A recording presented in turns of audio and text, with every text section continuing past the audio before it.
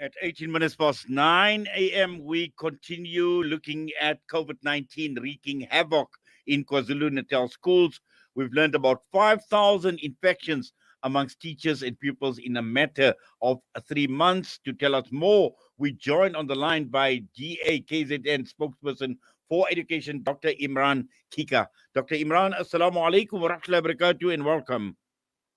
Walaikum salam wa rahmatullah, Brother Inayet, and salams to the listeners as well. I hope everyone is keeping well. Yes, wonderful that you are able to join us and obviously to provide us with this update now. Clearly, there is a major concern at this point in time in KwaZulu-Natal schools with regards to COVID-19. That is correct, Brother Inayet. And as my opening remarks, and as I have constantly said, that schools are a microcosm of our communities.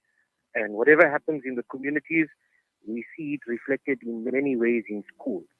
And so I always say that if we want to reduce transmission rate in school, or we want to see lower numbers in schools, we must make sure that we see a lower transmission or an abating of transmission in communities. And that is the bottom line.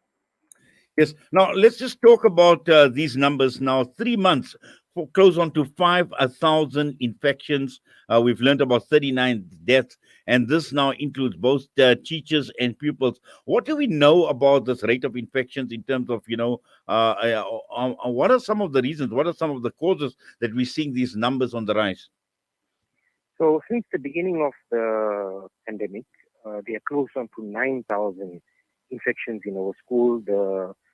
And as you correctly say, almost 5,000 in most recent days, and 2,500 of those were recorded actually in 1 week, or just about 1 week.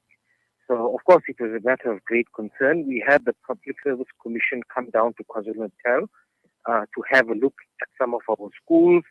And like I said, we also had at the same time an increase in community transmission. So you'll remember at some point, KwaZulu-Natal was also considered the epicenter. As other provinces decreased, we saw massive numbers rise in KZN.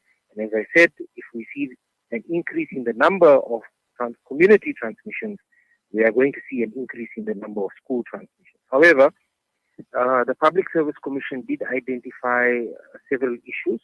And amongst those issues that it described or they found when they visited schools, one, there were cluster outbreaks. So there were schools in which there were large numbers of COVID cases in particular clusters. Then they found also that in some schools there was a lack of following COVID-19 protocols. They also found that means that there was no proper screening, there was no proper there were challenges with PPE in certain schools, and there was one problem on top of the other.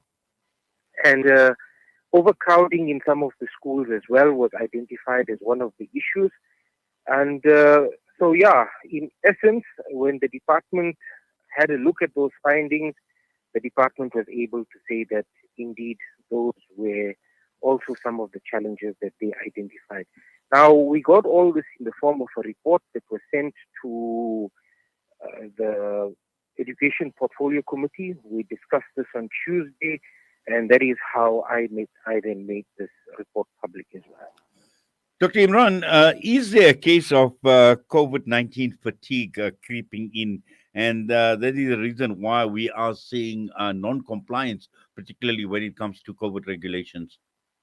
Well, if you go to schools, just anybody who takes a drive outside the school after school hours, you'll see that learners are walking in clusters. They don't wear their masks. They maintain no physical distancing. And the reality is that if you talk of COVID fatigue, it's quite obvious. We see in so many other places. In fact, if I just may mention one more other example that I found shocking, was there was a school in Phoenix where the school principal or school staff sent out messages to parents to say that even if your children have COVID, we have isolation facilities in schools and you must send your children to school. I mean, this is absolutely criminal. And of course, the department was then alerted, and the district director intervened, and a practice like this was stopped. So, yes, COVID fatigue does exist out there. People are now tired. And if we are to return to any form of normality, the reality is that what we need to do is we need to take up the opportunity to go and get vaccinated. This will certainly reduce community transmission and, of course, outcomes. Because if you go to hospitals right now, they will tell you that the majority of the patients admitted in wards are those patients that are unvaccinated. And so we need to take this opportunity up just as much as the educators took up the opportunity. Also, there are COVID-19 vaccines for the over 18s now. The over 18s do not require parental consent, and they may in schools proceed with that as a recommendation, so that if the learners want to take the vaccine, it should be allowed to. Are there any specific or particular areas of concern, or are we talking right across the board, Dr. Imran? Well, there are certainly districts that are more affected by than others. More recently, Umgungud Road district, where Pietermaritzburg is, has remained high up on the list. There have been other cluster outbreaks in the King Quechuayo district, where Richards Bay is, and also in the Utugela district, where Ladysmith is. So generally, those are the areas where we have seen most recent cluster outbreaks, and these have been areas of concern to us. Amajuba, where Newcastle is, and I am right now, have also seen a few cluster outbreaks. But of course, it is for the same reasons that I mentioned, that these districts have seen these large numbers and outbreaks. And of course, where we were recently in the Utugela district, and we interacted with the Department of Health after we visited vaccine sites. And the challenges that I mentioned to you are the same challenges that the Department of Health has said to us that they found.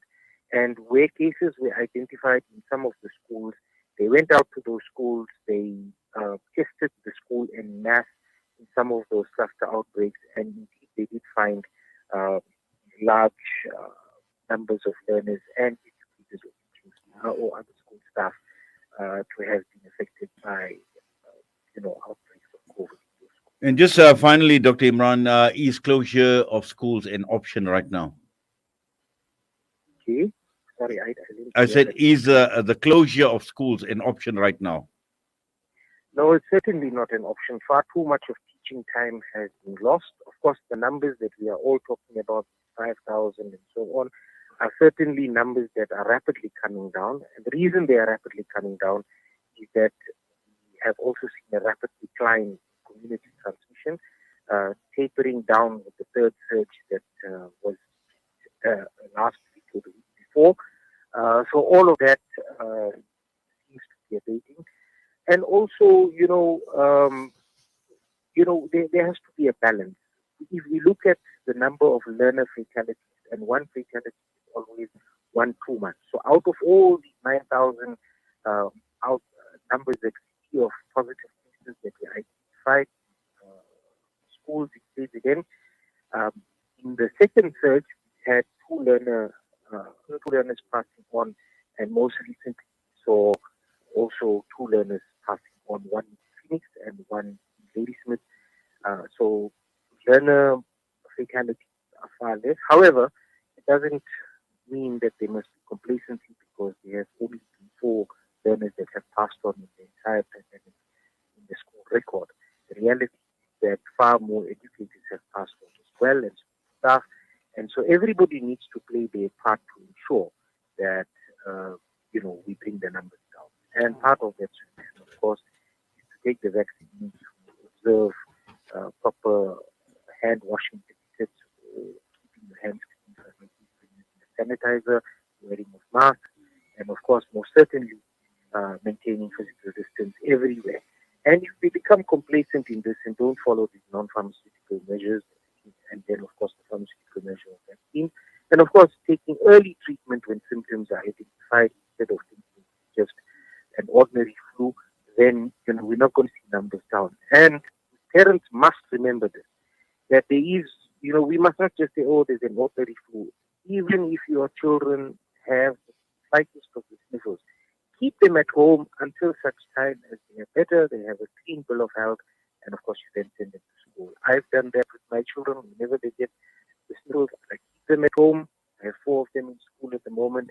Any of them or all of them at the time, keep them at home, and then when they are better, we send them to school. And that is the right thing. Well, Dr. Imran, Jazakallah khairan as always for your time. We do appreciate you taking time out and talking to us here at Salam Media. We wish you all the best, inshallah. Assalamu alaikum wa rahmatullahi wa barakatuh. Wa alaikum salam wa rahmatullahi wa barakatuh, and jazakallah for the opportunity, and we are always The KZN spokesperson for education, Dr. Imran Keeka, was us this morning. The time is just headed for 9:29 a.m. We come back. We'll be joined by Regional Director of Africa Muslims Agency, Hafiz Hassan